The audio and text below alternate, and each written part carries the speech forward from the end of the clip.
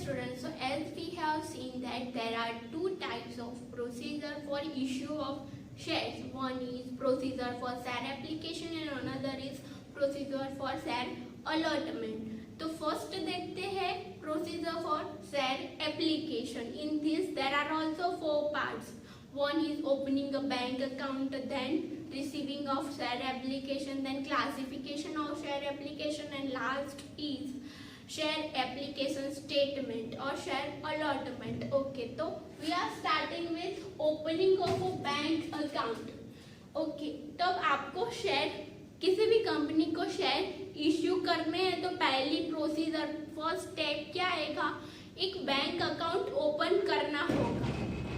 Okay, तो उसमें भी स्टेप्स है. First step, bankers to the issues are appointed. इसका मतलब क्या होगा कि कंपनी कुछ बैंक्स को अपॉइंट करेगी कि नहीं, बैंक को वो एक भी अपॉइंट कर सकती है और एक से ज्यादा भी अपॉइंट कर सकती है अकॉर्डिंग टू द शेयर्स. मतलब उसकी शेयर्स की और स्टॉक्स की और सिक्योरिटीज की अमाउंट ज्यादा है, वो लार्ज में है, तो वो ज्यादा बैंक्स अपॉइंट करेगी. और अगर थोड़े ही शेयर्स इश्यू करने हैं तो कंपनी में भी एक बैंक को अपॉइंट कर सकती है.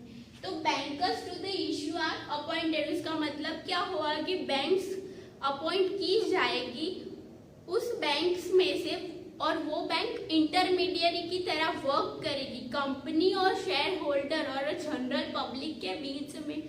वो बैंक इंटरमीडियरी की तरह वर्क करेगी. और कैसे वर्क करेगी कि जनरल पब्लिक इनविटेशन को रीड करके अगर उसको शेयर चाहिए तो वो एप्लीकेशन वो बैंक में से जो बैंकर्स टू द इश्यूज की तरह अपॉइंट की गई है उस बैंक और उसकी बैंक की ब्रांच में से, एक बैंक है तो उसकी ब्रांच में भी बहुत सारी हो सकती है, तो उसकी ब्रांच और वो बैंक में से शेयर होल्डर और जनरल पब्लिक एक एप्लीकेशन ले सकता है और फिर उसके अकाउंट में शेयर ट्रांसफर कर सकता है. तो इस तरह वो बैंक्स इंटरमीडियरीज की तरह वर्क करेगी. अब नेक्स्ट पॉइंट क्या आता है, company can open current account in any schedule bank.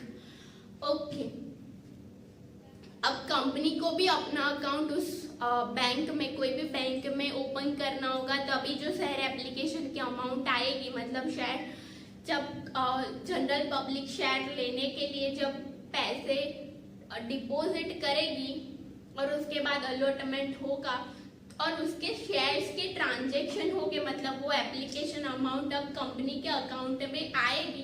तो वो सब ट्रांजैक्शन के लिए कंपनी को भी एक करंट अकाउंट ओपन करना पड़ता है. आपको भी पता होगा कि शेयर एप्लीकेशन अमाउंट आती है, देन अलॉटमेंट अमाउंट आती है, देन फर्स्ट कॉल आता है, सेकंड कॉल आता है, फाइनल कॉल आता है, एक्सेट्रा. तो वो सब ट्रांजैक्शन के लिए अकाउंट चाहिए होगा, कंपनी का होगा, जो जिसके थ्रू कंपनी इजीली ट्रांजैक्शन कर सके. ओके, अब एस्क्रो बैंक अकाउंट कंसीडर में आता है.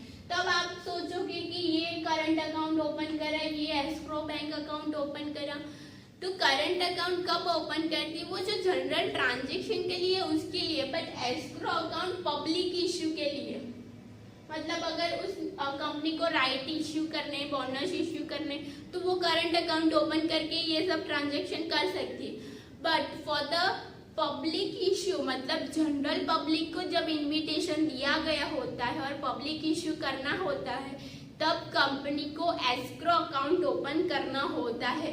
अब पहले हम देखते हैं कि एस्क्रो क्या होता है. तो escrow words derives from the escrow word, which means scroll. Okay. अब escrow बैंक अकाउंट क्या है और कंपनी को क्यों ओपन करना होता है, कि it is open for the public issue. मतलब कंपनी को पब्लिक इश्यू करना है तो कंपनी को compulsory escrow bank account open करना होगा.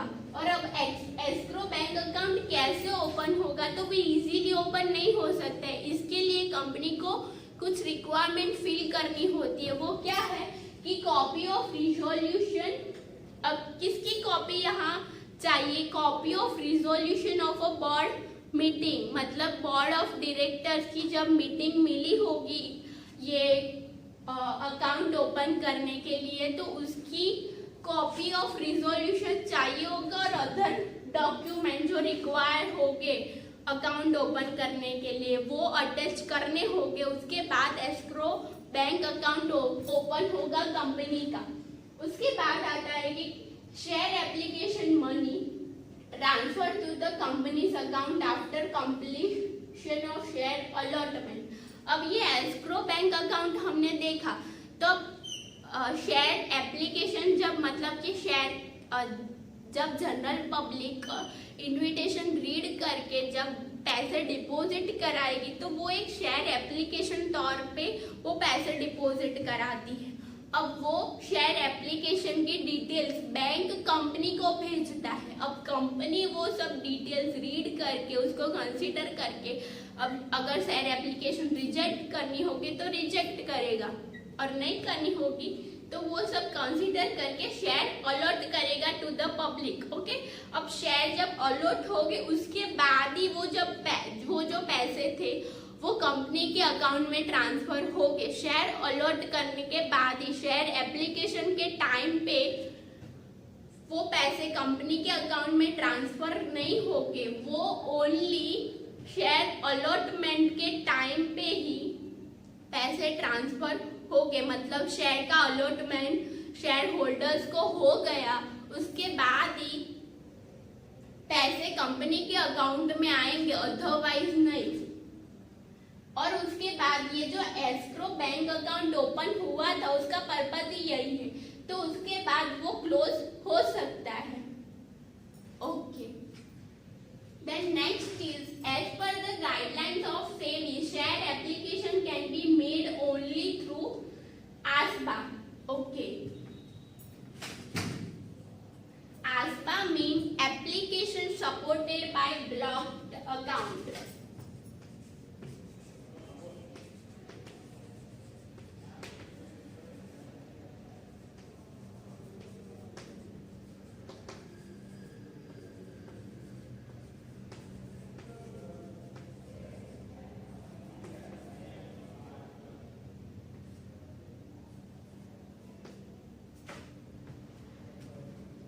सेबी की गाइडलाइन हमने पहले ही देखा कि कंपनी को शेयर इश्यू करने के लिए companies act, SEBI's act and एससीआरए की गाइडलाइंस और प्रोविजन फुलफिल करने होंगे। तब इसमें भी आता है कि as per the guidelines of SEBI share application can be made only through ASBA। तो ASBA जो प्रोसीजर हमें शेयर एप्लीकेशन की आगे कंटिन्यू करने के लिए ASBA के थ्रू ही कंटिन्यू करनी पड़ेगी। अब ASBA क्या है तो ये सब हम बाद में देखते, पहले देखते कि ASBA है क्या। तो जनरल पब्लिक को जब इनविटेशन मिला तो जिनको फॉर्म फिल करने होंगे वो बैंक के पास जाएगी, बैंक से फॉर्म लेगी, फिल करेगी और जो भी शेयर एप्लीकेशन की अमाउंट होगी वो बैंक में डिपॉजिट कराएगी। तो बैंक में जब डिपॉजिट कराएगी तो वो शेयर एप्लीकेशन के थ्रू कंपनी को डिटेल जाएगी कि इतनी अमाउंट शेयर एप्लीकेशन पर आई है। वो अमाउंट डायरेक्टली ट्रांसफर नहीं होगी। आप एक एग्जांपल ले लो कि मेरा SBI में अकाउंट है।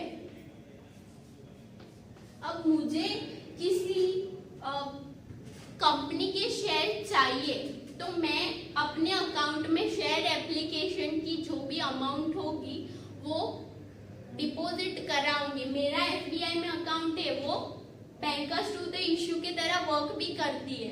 मैंने यहाँ पे फॉर्म लिया, फिल करा, अब जो एप्लीकेशन मनी होगी वो मुझे डिपॉजिट करनी पड़ेगी, तभी मेरी शेयर एप्लीकेशन के रिक्वेस्ट के लिए जाएगी। ओके, तो उसकी अमाउंट थी 10,000।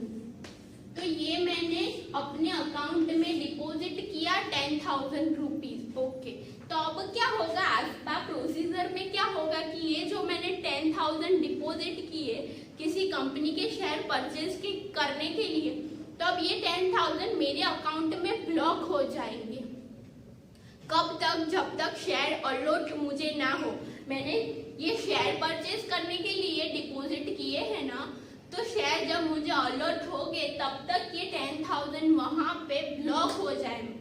मतलब कि अकाउंट में ये अमाउंट ब्लॉक हो जाएगी, मतलब कंपनी उसे ले नहीं पाएगी, ना ही मैं ले पाऊंगी जब तक शेयर अलॉट ना हो तब तक। ओके, अब जब शेयर, मैंने तो पहले शेयर एप्लीकेशन के लिए इतने पैसे डाले अकाउंट में, अब क्या होगा नेक्स्ट, शेयर एप्लीकेशन मतलब जो पर्सन की पूरी डिटेल होगी वो बैंक किसे देगी? कंपनी को देगी। कंपनी को कौन सी डिटेल दूंगी? मेरी पूरी, मतलब मेरा पैन कार्ड, मेरा आधार कार्ड, जो भी डिटेल होगी वो सब कंपनी को देगी। अब कंपनी क्या करेगी? उसके पास जितनी एप्लीकेशन आई होगी उसको कंसीडर करके रिजेक्ट करनी होगी, उतनी एप्लीकेशन रिजेक्ट करेगी। उसके बाद शेयर अलॉटमेंट किया जाएगा। तब शेयर अलॉटमेंट होगा तभी ये अकाउंट में से ये पैसे कहाँ जाएंगे? मेरे अकाउंट में से कंपनी के अकाउंट में ट्रांसफर होंगे, बट ओनली आफ्टर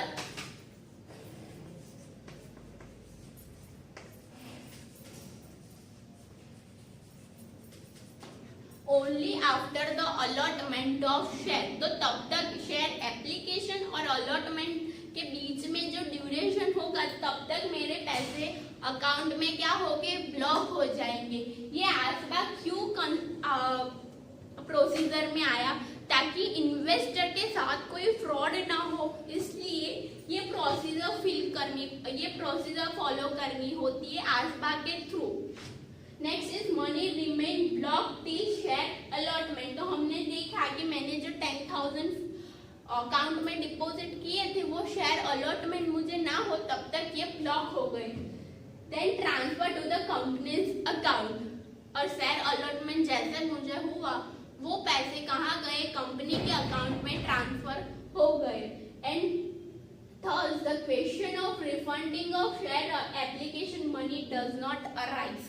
ओके, एक तो फ्रॉड ना हो इसलिए। देन नेक्स्ट आता है कि अगर मुझे जब शेयर एप्लीकेशन सब कंपनी के पास गई तो कंपनी ने इफ मेरे शेयर रिजेक्ट कर दिए, कंपनी के पास ज्यादा एप्लीकेशन आ गई तो मेरे शेयर्स में भी रिजेक्ट हो सकते हैं। तो रिजेक्ट हो गए तो मैंने इस कंपनी को पैसे दिए होते और उसने रिजेक्ट कर दिए होते तो अब क्या होता कि उसको शेयर मुझे वापस, शेयर एप्लीकेशन मनी मुझे वापस देनी पड़ती, तो वो सब लॉन्ग प्रोसीजर हो जाती।